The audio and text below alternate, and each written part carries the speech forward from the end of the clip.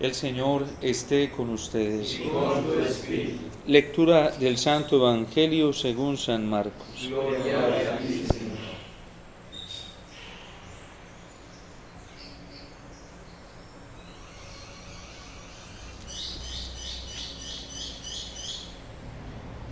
En aquel tiempo Jesús se retiró con sus discípulos a la orilla del mar, seguido por una muchedumbre de Galileos, una gran multitud procedente de Judea y Jerusalén, de Idumea y Transjordania, y de la parte de Tiro y Sidón, habiendo tenido noticias de lo que Jesús hacía, se trasladó a donde él estaba. Entonces rogó Jesús a sus discípulos que le consiguieran una barca para subir en ella, porque era tanta la multitud que estaba a punto de aplastarlo. En efecto, Jesús había curado a muchos, de manera que todos los que padecían algún mal se le echaban encima por tocarlo. Cuando los poseídos por espíritus inmundos lo veían, se echaban a sus pies y gritaban: «Tú eres el Hijo de Dios». Pero Jesús les prohibía que lo manifestaran. Palabra del Señor. Gloria a ti, Señor Jesús.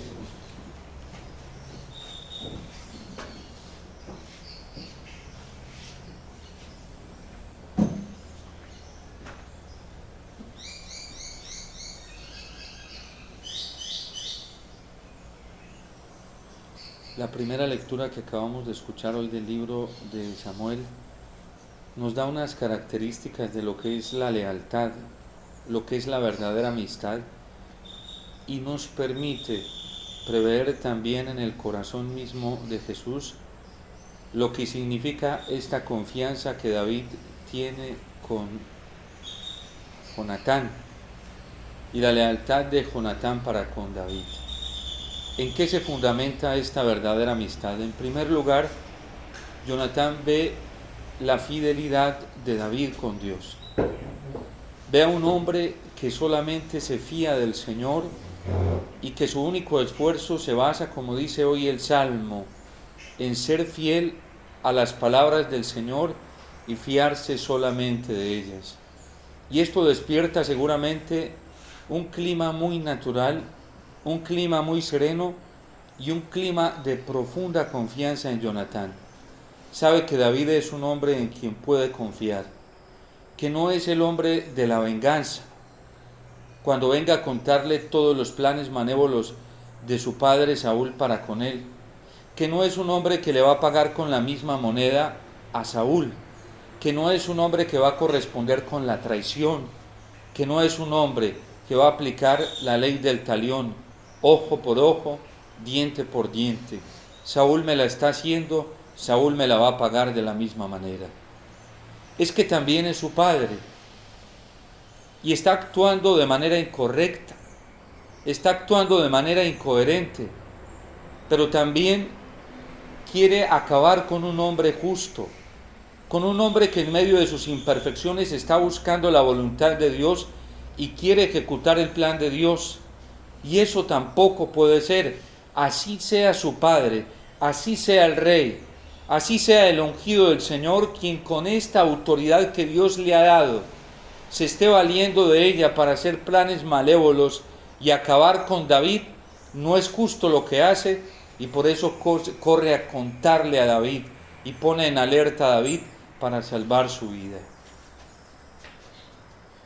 Aquí hay una enseñanza muy profunda para todos nosotros en estos momentos de tanta deslealtad que se vive dentro de la iglesia, de tanta insidia, de tanta envidia, de tanta rencilla, de tanta desconfianza, de tanto odio, de tanta grosería, de tantas cosas malévolas que hoy se están despertando en el corazón, tantos sentimientos terribles que se van despertando y van creciendo en el corazón de tantos cristianos católicos. Hoy hay traición por doquier, y estas palabras del Salmo 55 son muy dicientes para lo que vive la iglesia.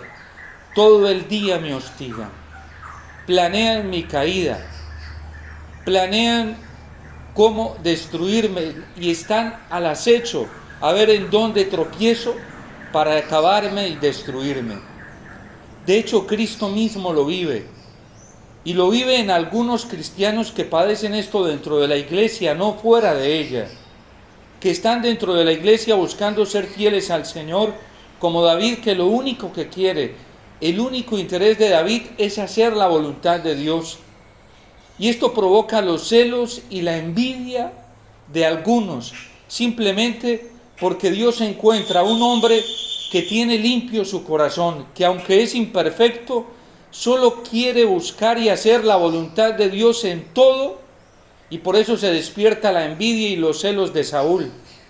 Porque en la infidelidad de David, en ese corazón corrompido que no es limpio, porque Saúl tenía otras intenciones. Estaba utilizando la unción que Dios le había dado. Estaba utilizando los dones que Dios le había confiado para buscarse a sí mismo, para amarse a sí mismo y para poner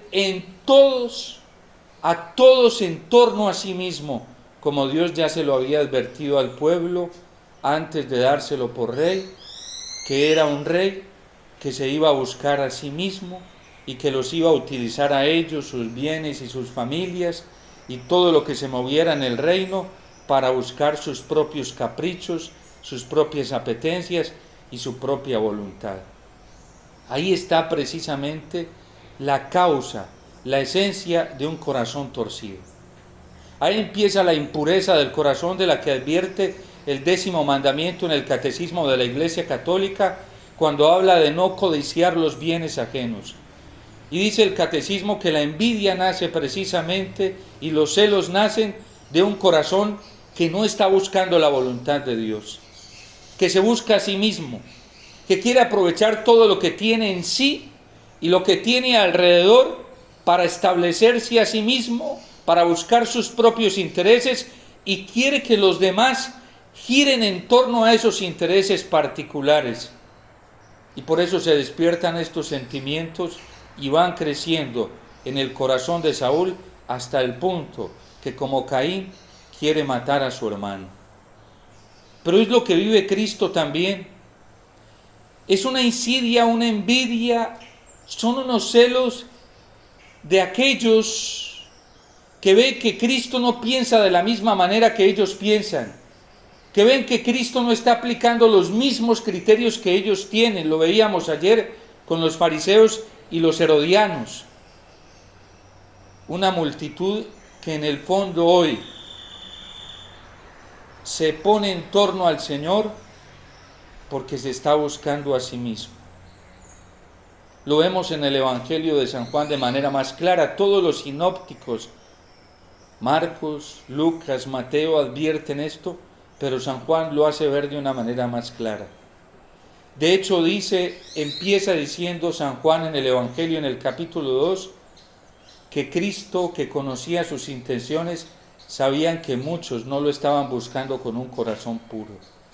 Y en el capítulo 6, los que van a la otra orilla después de ver la multiplicación de los panes, se van detrás de él y Jesús les advierte con la verdad y les dice: ustedes están aquí no porque están buscando puramente, porque vieron a través de los signos, sino porque les interesa lo material. Comieron pan hasta saciarse y aquí encontraron una esperanza cumplida de alguien que pueda alimentarlos materialmente. Y comienza Cristo a agudizar el discurso del verdadero seguimiento y dice San Juan que les habló a quienes habían creído en él y lo habían seguido hasta ese momento, y cuando agudiza las exigencias de la verdad y lo que significa buscar puramente a Dios, entonces muchos comenzaron a apartarse porque les pareció muy duro ese lenguaje. Hoy lo vivimos en la iglesia. Hay muchos corazones torcidos dentro de la iglesia, porque no hay pureza, porque no hay rectitud de intención, porque no hay limpieza en la búsqueda. Porque cuando dejamos filtrar esas ambigüedades internas de buscarnos a nosotros mismos, todo lo exterior se corrompe y la vida fraterna y comunitaria se convierte en un conflicto. Cuando el ego es la primacía de nuestra búsqueda, cuando nuestros propios intereses ocupan el primer lugar, todo es conflictivo y todo se me convierte o todos se me convierten en una amenaza. Y el único que no es una amenaza para mí es quien corresponde a esos intereses egoístas. Y con ese sí me puedo confabular, y con ese sí puedo vivir la vida fraterna, y con ese sí puedo vivir la unidad. Pues lo vemos hoy en tantos sistemas políticos que funcionan de manera masiva, con una fuerza y de manera adecuada, y uno dice cómo se pueden entender, porque tienen un mismo fin, y es la búsqueda del propio interés. Cuando se encuentran 2, 3, 4, 5, 6, 10, 20, 50 que se están buscando a sí mismos, se entienden perfectamente. Cuando se encuentran 2, 3, 5, 7, 10, 20 que están buscando la voluntad de Dios y solo la voluntad de Dios, se entienden perfectamente, como David y Jonatán. Porque esa es la causa de la verdadera amistad. Y por eso Cristo prefirió que le trajeran una barca y alejarse allí de esa multitud. Porque en realidad, como dice San Agustín, es una multitud que estruja, que se aglomera. Es una multitud que resulta oprimiendo, pero que no se convierte en lo que el Señor está buscando y vino a buscar de parte del Padre. Una multitud que cumpla la voluntad del Padre y que haga el querer del Padre. Si no tuviéramos los santos que se han inmolado y han renunciado a sí mismos por buscar nuestro interés, que es la salvación, o más bien nuestro beneficio, que es la vida eterna, a lo mejor nosotros no estuviéramos aquí. Y la humanidad entera no estuviera teniendo la oportunidad que está teniendo hoy de la misericordia de Dios, y ninguno de nosotros. Todos estamos aquí por unos cuantos, que no son multitud. Fueron unos cuantos, como un Pío de Pietrelcina, que dejó de pensar en sí mismo y pensó en los demás. Y Dios, viendo esa ofrenda perfecta, ha tenido compasión no solamente de la generación de su tiempo, sino de generaciones póstumas, futuras. Y entramos nosotros a participar de la misericordia del Señor por el ofrecimiento de hombres y mujeres como Él, muy pocos. El Papa Francisco nos advertía a nosotros, los sacerdotes, de la tentación del pragmatismo cuantitativo, y nos decía cómo puede engañar al corazón. Cuando se tiene por criterio en una parroquia o en una comunidad, o se tiene por criterio en la evangelización o en un grupo, cualquier grupo laical, cualquier comunidad religiosa, lo cuantitativo. ¿Y cuántos son? ¿Y cuántos son? Lo pragmático, lo que cuenta, lo notorio. Decía también el cardenal San John Henry Newman, hablaba de la idolatría de la notoriedad o el popularismo. Parece que la Iglesia hoy es más efectiva si es popular ante los medios de comunicación, si es aceptada ante el mundo, lo que buscan algunos obispos, cardenales y sacerdotes, los que buscan algunos evangelizadores en las redes sociales, la popularidad y la notoriedad, pero no de las exigencias del Evangelio, no de la exigencia de la verdad, sino de un interés particular, seguramente disfrazado con anuncio del Evangelio y bien de las almas, cuando el verdadero bien de las almas se hace más en el silencio, de manera oculta, ofreciéndose con Cristo en el altar de la Eucaristía, entrando en comunión con los sufrimientos de Cristo en el altar eucarístico. Tantos sacerdotes que hoy están perdiendo la cabeza y hasta el sentido de su propia vocación en las redes sociales. ¿Por qué será? Porque perdieron de vista lo esencial de su tarea ministerial, que es la celebración de la Eucaristía, que es la participación con Cristo en el sacrificio del altar, y por eso se le pierde el sentido a la vocación. Comunidades, laicos, evangelizadores, que creen que es lo notorio, que creen que es el popularismo, hasta dentro de la misma iglesia, la jerarquía ha sido untada de esto. Y por eso parece que hoy tuviera más razón quien más tendencia tiene en las redes sociales. Y no es el criterio del Evangelio. Nunca fue el criterio de Cristo, porque no fue la multitud.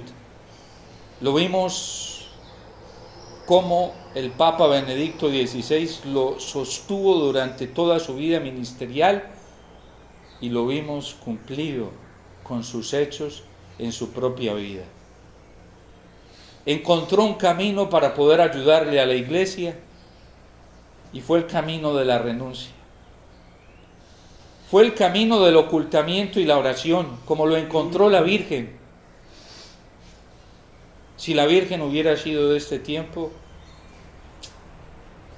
YouTube no hubiera podido encontrarla, o Facebook no hubiera podido encontrarla, porque no era un criterio de notoriedad o popularismo, la forma en la que ella vivió y la forma en la que ella vive hoy. Por eso nos falsean tanto, y ya lo advertía el Concilio Vaticano II en la Gaudium et Spes, cuando decía que el ateísmo tenía muchas formas de presentarse.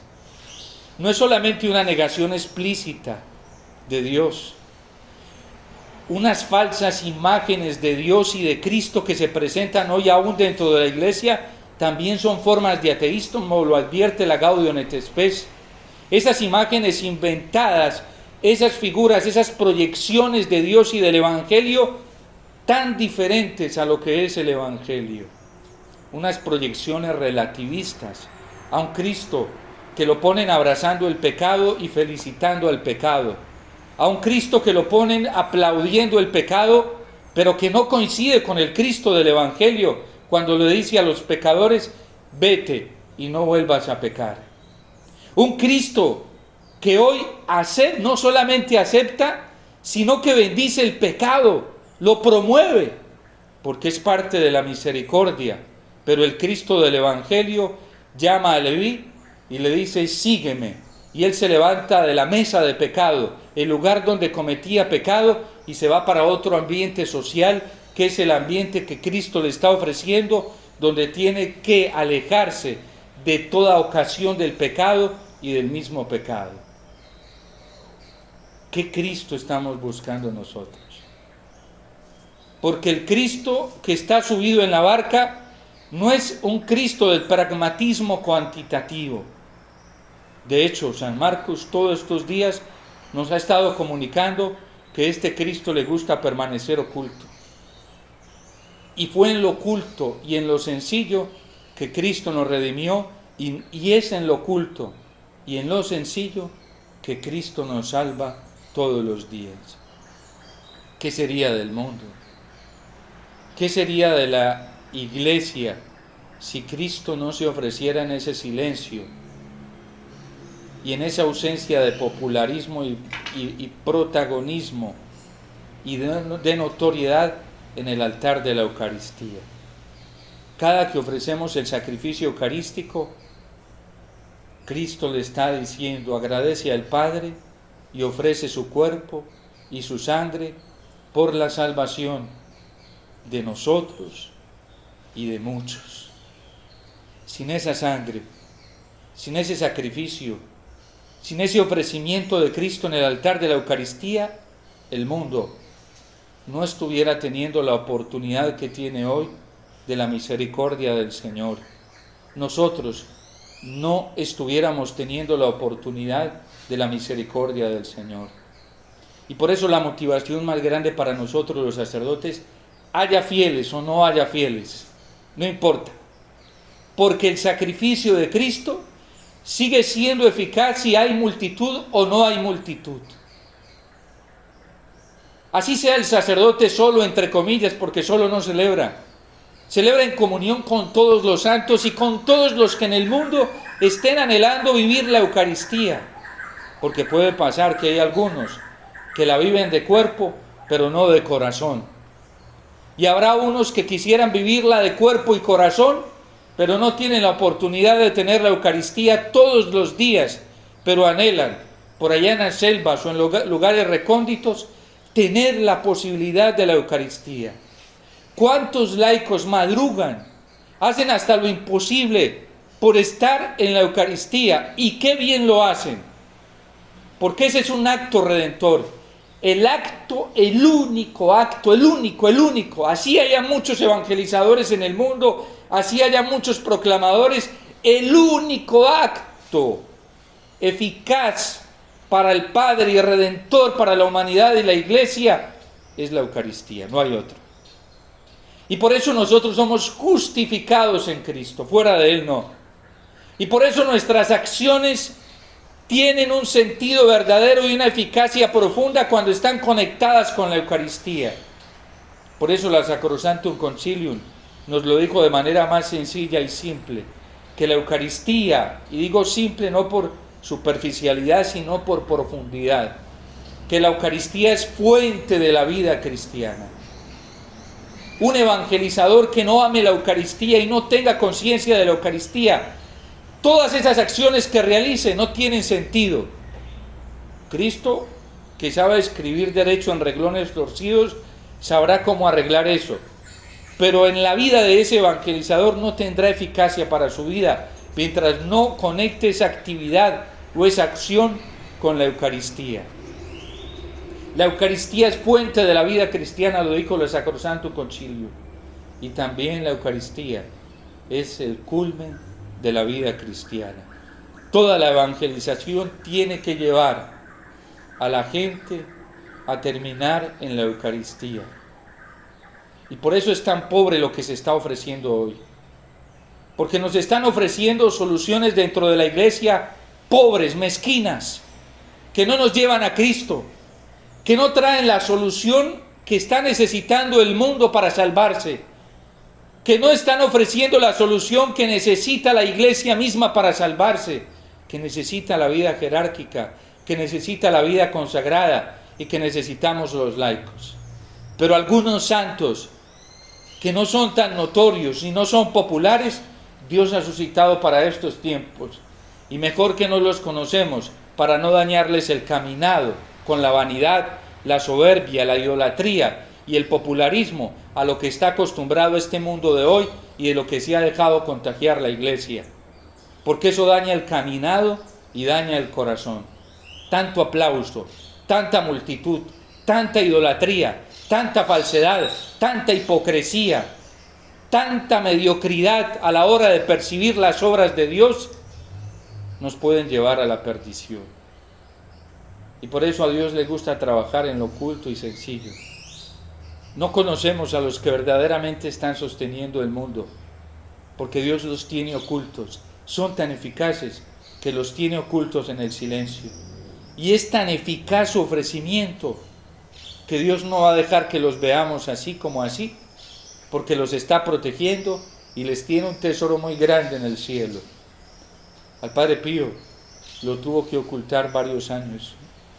Para protegerlo, él mismo lo decía, ¿qué hubiera sido de mí si la iglesia no hubiera tomado esa determinación conmigo?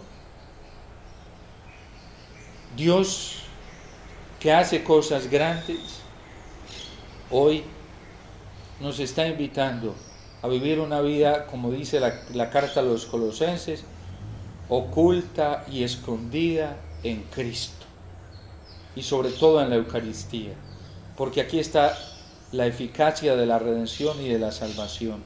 Oremos mucho por la iglesia, oremos mucho por el Papa Francisco en estos momentos determinantes, donde él tiene la tarea de confirmarnos en la verdadera fe. Oremos por tantos cardenales que tienen esa responsabilidad ante Dios y ante la iglesia de clarificarnos la fe apostólica, la fe católica, la fe verdadera, la fe evangélica.